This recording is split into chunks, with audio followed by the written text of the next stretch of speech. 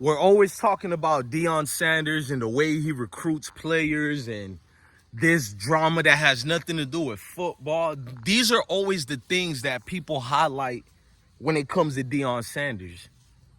But Kris Livingston would change all of that for us. And now we're going to test who's the real professionals out here with their reportings, if they're just scorned, bitter lames that want an educational purpose, bitch all day.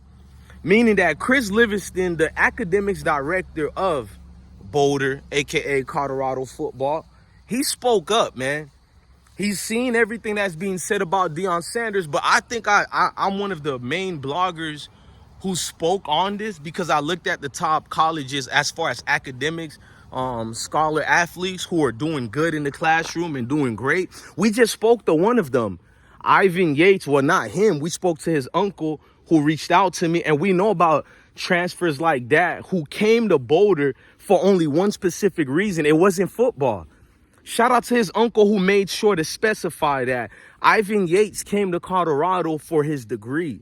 Everybody know that Colorado football degree is way better academically than what, it pans out for the NFLs and all that, because everybody can't go to the NFL. Deion said it too. So what am I yapping about? Deion Sanders' top performance academically players in his team is damn near the whole team, bro. That has never been seen at the Power 5, not at the Power 6, not at the Power 4, Power 3. None of that, bro. Deion Sanders is not some coach who coaches at Stanford University, Dartmouth University, Furman University. What's another Ivy League type school? Not Oxford. They don't got football, but you can say Notre Dame University. Deion is coaching at the Colorado University, and a place where you got Hollywood Coach Prime. And I'm calling him Hollywood because that's what Paul Feinbaum called him. Hang on, y'all. Thorn just went in my foot. But, Paul Feinbaum called it Hollywood. He's a Hollywood celebrity. Well, how on earth did a Hollywood celebrity mustered up the courage to make sure to emphasize educational first? Education could just be preached all day and it still goes out the other ear of these athletes today. So what about Deion Sanders that these athletes are passing everything? I know what some of you haters are going to say. They're passing the football player. You think an institution like Colorado is deliberately passing players like this is pre-algebra high school and the math teacher is cool with the football coach and they just pass them? This is bigger than that, bro. Knock it off, bro. Academically, Deion is sound as a leader, bro. Kris Livingston is sound as a leader as well because he's the academics director. And I like how he gave props to the people who mattered, not just Deion, but he's like, academically for the players over there at the university, it wouldn't have been possible if not for the resources they were able to obtain. So in other words, Rick George, the athletic director, the chancellor, all these people contributed to what you see today. It's a perfect developed football team with great humans. Now, to say a winning football team, I'm not going to be disrespectful to college football as a whole. Colorado is not a winning football team as far as on the field. But off the field, I dare to say they're one of the top programs off the field as far as community, as far as players and the transfers who are coming in. That was one of the things that Prime paid attention to. Okay, bro, you got good feet, you're fast, but we got fast players from everywhere want to play for us. What is your grades looking like, gang? You hear me, man? Like, what's your grades looking like? All this extra, my philosophy, this, I know, bro. What is you doing with the X's and O's off the field? Because them X's and O's on the field can't guarantee you no Sunday job. Everybody can't play on Sunday, bro. You feel me? About 90% of the players on the team won't even make it to the professional route. And that's on any college football team. You're lucky if even 10% goes to the NFL. What I'm trying to say is, how come they're not highlighting the values that matter, bro? Why are they not highlighting the fact that Deion Sanders has implemented a strategy that can help players overcome what that normal setback has always been? Their dreams to go to the NFL that never damn panned out, never got it, And these dudes are running around like a chicken with his head cut off, don't know what to do, none of that. What Deion is teaching them is the infrastructure of networking, building your mindset so you can be able to adapt in any work environment, not just the football field, but whether it's corporate America or working for one of these Fortune 500 companies. Hell, I'm going to dare to say to even work as a garbage man. You're probably going to laugh at that, but this dude can go to that structure and learn the insides out of that business and maybe one day operate his own facility. Facts. What better way to learn than being hands-on? But that's what's being taught.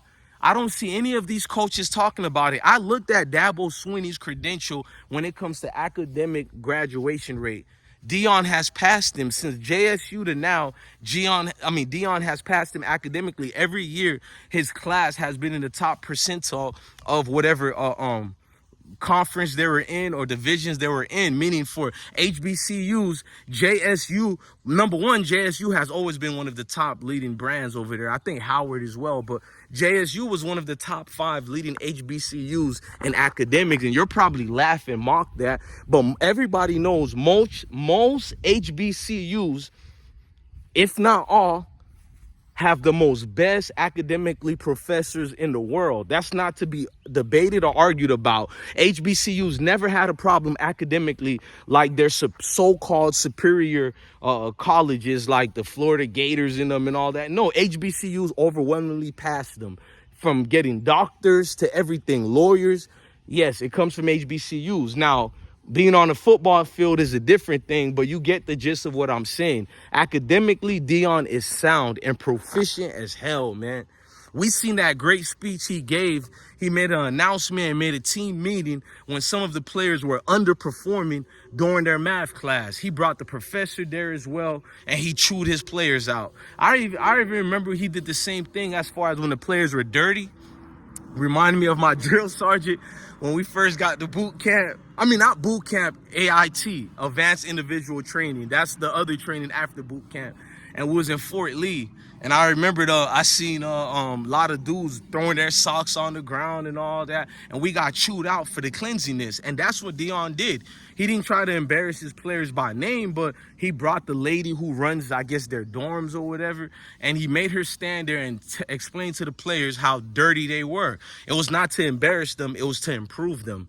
These little things are not talked about. These little things are not going to be shared because it's more better to talk about a lawsuit that's one of his kids sustained back in 2015. I guess that's more important. It's more important to talk about Deion is forcing players to go to mandatory concerts, as if other coaches are not doing mandatory activities that everybody are required to go to build team chemistry. You know how many crap I went to when I was in the military?